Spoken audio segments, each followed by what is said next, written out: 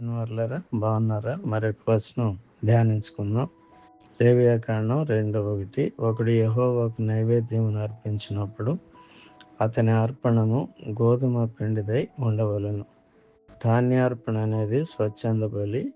ఇది గోధుమ పిండి, నూనె, సాంబ్రాణితో కూడి ఉండి సాధారణంగా దహన బలులతో పాటు దేవునికి సమర్పించబడేది. ఇది రక్తరహితమైన అర్పణ.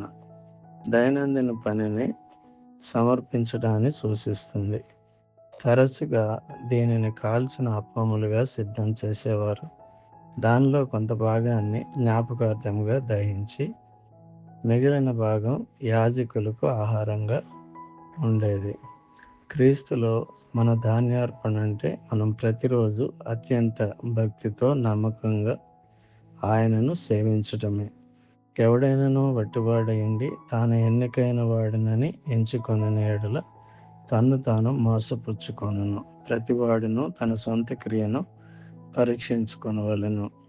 అప్పుడు ఇతరుని బట్టి కాక తనను బట్టియే అతనికి అతిశయము కలుగును. గలతీయులకు 6:3-4 వచనాలు.